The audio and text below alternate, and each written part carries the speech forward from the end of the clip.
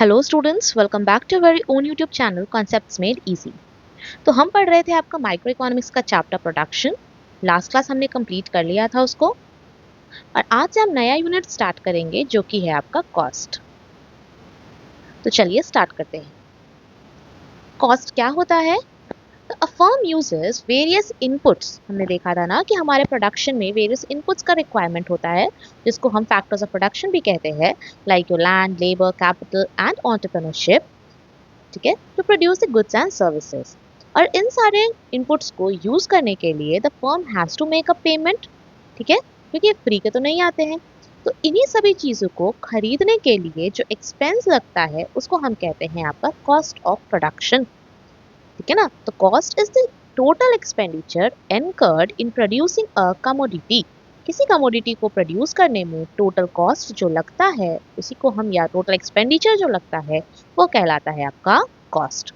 ठीक है, तो इकोनॉमिक्स में आपका कॉस्ट जो होता है वो सम टोटल होता है एक्सप्लिसिट कॉस्ट का एंड इम्प्लिसिट कॉस्ट का। तो एक्सप्लिसिट कॉस्ट क्या हो गया? तो एक्सप्लिसिट कॉस्ट आपका एक्चुअल एक्सपेंडिचर होता है। ठीक है, जो एक्चुअल मनी आप स्पेंड कर रहे हैं ऑन द इनपुट्स और payments made to the outsiders for hiring their factor services, like your wages, rent, payment of raw materials etcetera. तो जो एक्चुअल पेमेंट हम कर रहे हैं ना, एक्चुअल एक्सपेंडिचर जो हम इनकर कर रहे हैं, वो कहलाता है आपका एक्सप्लिसिट कॉस्ट। इम्प्लिसिट क्या होता है? तो it is the estimated value of inputs. ठीक है, इम्प्लिसिट कॉस्ट जो होता है वो एस्टिमेटेड वैल्यू होता है इनपुट का, जो कि इनकर हो सकता था if the inputs were not owned. यानी कि like your estimated interest of own capital, estimated rent of own land. कि मतलब अगर हम ये सारा चीज को रेंट पे लिए होते तो मेरा एक्चुअल रेंट कितना होता। ठीक है, तो एस्टिमेटेड वैल्यू ऑफ इनपुट होता है आपका इम्प्लिसिट कॉस्ट, और एक्चुअल मनी स्पेंड होता है आपका एक्सप्लिसिट कॉस्ट। तो हम कह सकते हैं आपका जो एक्सप्लिसिट कॉस्ट है, it is the payment made to the outsiders for hiring factor services, while your implicit cost is the cost of the self-supplied factors. Next है आपका शॉर्ट रन कॉस्ट। जैसा कि हमें पता है कि there are some factors which are fixed and the others are variable. Similarly in the short run cost is also divided into two kinds. ठीक है, जैसे शॉर्ट रन हम लोग पढ़े थे कि आपका कुछ फैक्टर्स जो होते हैं फिक्स होते हैं, कुछ वेरिएबल्स होते हैं, उसी प्रकार short run cost there are of two kinds, fixed cost and variable cost. ये दोनों जो आपका फिक्स्ड कॉस्ट है और वेरिएबल कॉस्ट है, इन दोनों का जो सम टोटल होगा वो कहलाता है आपका टोटल कॉस्ट। तो चलिए एक एक करके देखते हैं कि टोटल कॉस्ट क्या होता है। तो टोटल कॉस्ट क्या हो गया? Total fixed cost. तो fixed cost refers to those costs which do not vary directly with the level of output. Example, your rent of premises, interest on loans, salary of permanent staff, insurance premium, etc. Say for example, अगर आपने एक room को rent में लिया है in order to produce some goods, तो अगर ये रूम में, ठीक है, आपका जो प्रोडक्शन है वो 1 यूनिट हो रहा हो या 10,000 यूनिट हो रहा हो, ठीक है, आपका जो भी इसका कॉस्ट रहेगा, रूम का रेंट रहेगा, वो उतना लगेगा ही लगेगा। ठीक है, तो फिक्स कॉस्ट को हम कह सकते हैं आपका supplementary cost, overhead cost, indirect cost, general cost या फिर अनअवॉइडेबल कॉस्ट। तो फिक्स कॉस्ट आपका हो गया like your for machinery, land, building etcetera which can not be changed in short run. और इन सारे फैक्टर्स का पेमेंट करते हैं हम irrespective of the level of output. ठीक है, यानी fixed cost remains the same whether the output is large, small or even zero. यानी जीरो लेवल ऑफ आउटपुट पे भी मेरा कॉस्ट इनकर होता है, वो है आपका फिक्स्ड कॉस्ट। ठीक है, नेक्स्ट है आपका इसका शेड्यूल और डायग्राम देखेंगे आप। आपका लेवल ऑफ आउटपुट 0 है, 1 है, 2 है, 3 है, 4 है, 5 है, कितना भी आपका लेवल ऑफ आउटपुट है, आपका फिक्स कॉस्ट जो रहता है वो थ्रू आउट कॉन्स्टेंट रहता है। इसलिए टोटल फिक्स कॉस्ट का जो ग्राफ होता है वो होता है आपका पैरेलल टू एक्स एक्सिस, क्योंकि हमारा कितना भी लेवल ऑफ आउटपुट होता है मेरा फिक्स कॉस्ट सेम रहता है। ठीक है, तो जैसा कि अभी हम देखें कि शॉर्ट रन में आपका दो टाइप है, फिक्स्ड एंड वेरिएबल। तो ये तो था आपका टोटल फिक्स कॉस्ट, दूसरा है आपका टोटल वेरिएबल कॉस्ट। तो वेरिएबल कॉस्ट क्या होता है? वेरिएबल कॉस्ट वैसे कॉस्ट होते हैं जो आउटपुट के साथ साथ वेरी करते हैं, like your payment for raw materials, power, fuel, wages of casual labours etcetera. Now, Variable costs are incurred on the variable factors like raw materials, direct labor, power, which changes with the change in the level of output. ठीक है ना, यानी कि हमारा जो variable cost होता है वो इंक्रीज कर जाता है विद राइज इन आउटपुट और डिक्रीज कर जाता है with the fall in output. और ये सारे जो कॉस्ट होते हैं वैसे कॉस्ट होते हैं जो जीरो होते हैं at the zero level of output. लेकिन फिक्स कॉस्ट क्या था, जीरो लेवल पे भी फिक्स कॉस्ट लगता ही लगता है। ठीक है ना, वेरिएबल कॉस्ट का क्या क्या अलग नाम है, और प्राइम कॉस्ट, डायरेक्ट कॉस्ट या फिर अवॉइडेबल कॉस्ट। नेक्स्ट दिया है यहाँ पे आपका एक शेड्यूल, वेरिएबल कॉस्ट का शेड्यूल और ग्राफ।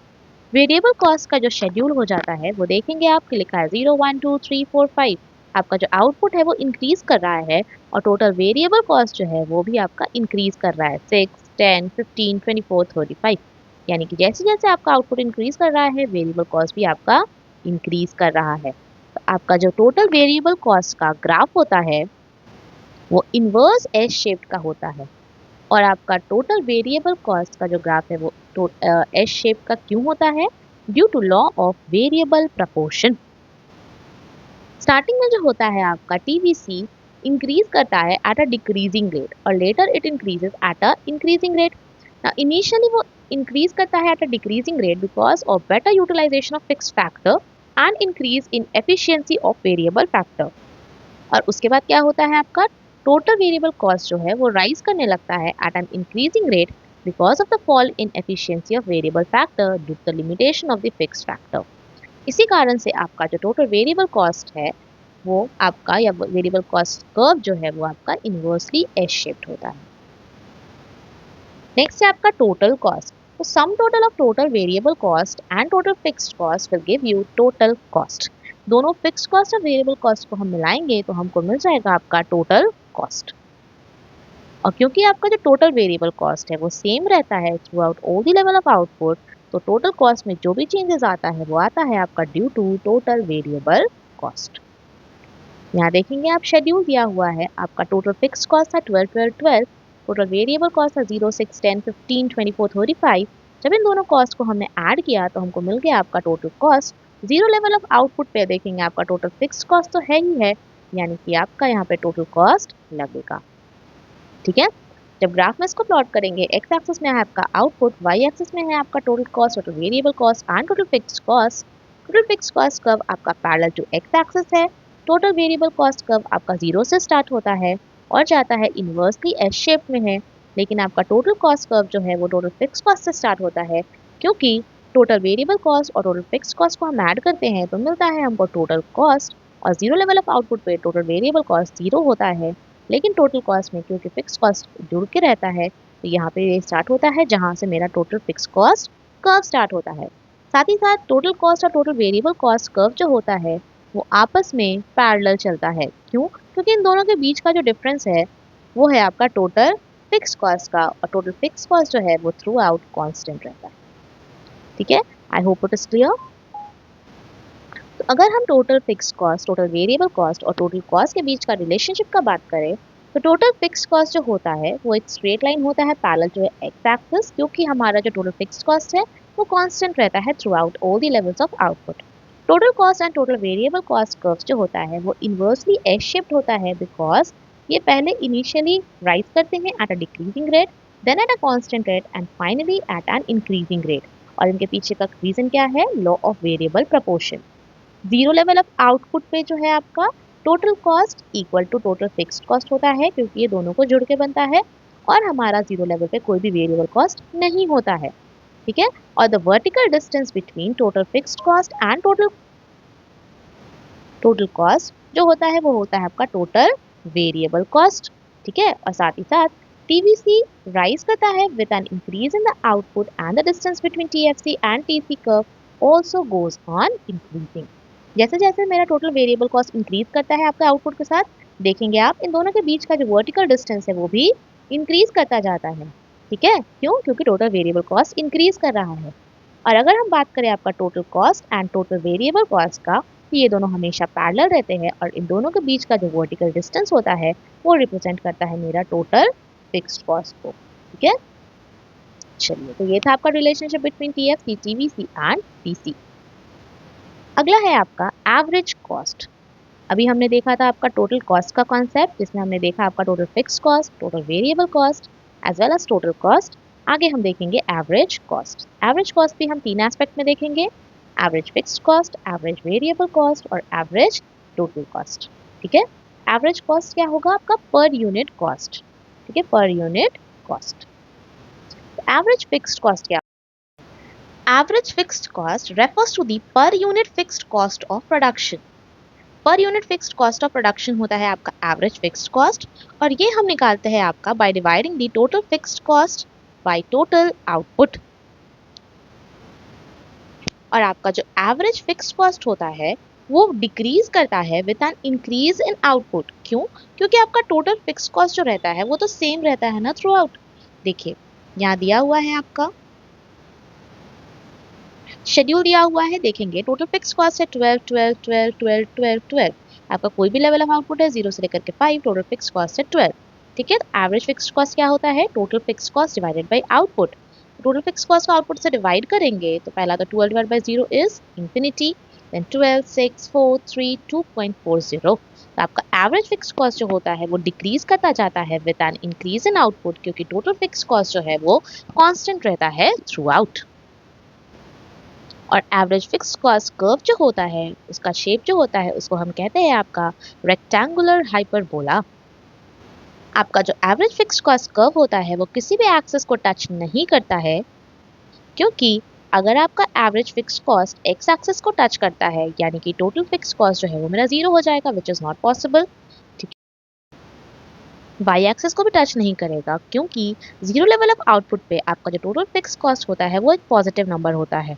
ठीक है, और कोई भी पॉजिटिव नंबर को अगर हम डिवाइड करेंगे जीरो से तो वो मेरे को मिलेगा इंफिनिटी। अगला है आपका average variable cost. Average variable cost क्या होता है? It refers to the per unit variable cost of production. इसको हम कैलकुलेट करते हैं by using the formula total variable cost divided by your quantity of output. हमारा जो एवरेज वेरिएबल कॉस्ट होता है initially it falls with increase in output, और जब मेरा आउटपुट जो है वो ऑप्टिमम लेवल तक पहुंच जाता है तो आपका एवरेज वेरिएबल कॉस्ट उसके बाद जो होता है वो राइज करने लगता है। देखेंगे आप, जैसे आपका टोटल वेरिएबल कॉस्ट जो है 0 6 10 15 24 35, और आपका एवरेज वेरिएबल कॉस्ट है 6 5 5 6 7। पहले आपका जो एवरेज वेरिएबल कॉस्ट है वो डिक्रीज किया और उसके बाद इंक्रीज किया। ठीक है, तो आप कह सकते हैं कि your average variable cost curve is a U shaped curve. पहले आपका एवरेज वेरिएबल कॉस्ट जो होता है वो फॉल करता है due to increasing returns to factor, जहां पे आपका better utilisation of fixed and variable factors होता है। और जब ये मिनिमम या फिर ऑप्टिमम लेवल ऑफ आउटपुट तक पहुंच जाता है उसके बाद आपका एवरेज वेरिएबल कॉस्ट जो है वो इंक्रीज करने लगता है with an increase in output due to diminishing return to factor. ठीक है, और जब आप एवरेज वेरिएबल कॉस्ट और एवरेज फिक्स्ड कॉस्ट को जोड़ेंगे तो मिलता है आपको एवरेज टोटल कॉस्ट या फिर एवरेज कॉस्ट। यहाँ हो जाएगा आपका average cost refers to the per unit total cost of production. ठीक है, इसको हम कैलकुलेट करते हैं by using the formula total cost divided by quantity या फिर आउटपुट। साथ ही साथ average cost is the sum total of average fixed cost and average variable cost. दिया हुआ है यहाँ पे आपको शेड्यूल एवरेज फिक्स्ड कॉस्ट का और एवरेज वेरिएबल कॉस्ट का। एवरेज फिक्स्ड कॉस्ट 12 6 4 3 2.40 जो डिक्रीज करता जाता है with an increase in output, और एवरेज वेरिएबल कॉस्ट पहले डिक्रीज करता है और फिर इंक्रीज करने लगता है। जब इन दोनों को जोड़ेंगे तो हमको मिल जाएगा आपको एवरेज कॉस्ट। एवरेज कॉस्ट का जब हम इस पॉइंट्स को सारे को प्लॉट करेंगे तो मिल जाएगा हमको एवरेज कॉस्ट कर्व, और आपका एवरेज कॉस्ट कर्व भी जो होता है वो भी यू शेप्ड कर्व होता है। नेक्स्ट है आपका मार्जिनल कॉस्ट। मार्जिनल कॉस्ट क्या होगा? It refers to addition in total cost when one more unit of output is produced. एक और यूनिट ऑफ आउटपुट जब प्रोड्यूस होता है तो आपके टोटल कॉस्ट में क्या एडिशन होता है वो निकालते हैं हम मार्जिनल कॉस्ट में। Marginal cost is equals to TCN यानी total cost at n units minus TCN minus 1 यानी total cost at of n minus 1 units, या फिर change in total cost divided by change in output से निकलता है आपका marginal cost. देखेंगे यहाँ पे दिया हुआ है आपको मार्जिनल कॉस्ट शेड्यूल, जहाँ आपका टोटल वेरिएबल कॉस्ट है 6, 10, 15, 24, 35, फिक्स कॉस्ट है 12, 12, 12, टोटल कॉस्ट दिया हुआ है दोनों को ऐड करके। तो अगर मेरे को मार्जिनल कॉस्ट निकालना होगा तो ये हो जाएगा आपका change in total cost divide by change in units of output, या फिर आपका जो एडिशन हो रहा है TCN माइनस TCN माइनस 1, यानी 18 minus 12 6, 12 minus 18 4, 27 minus 22 5, 36 minus 27 9, 47 minus 36 11।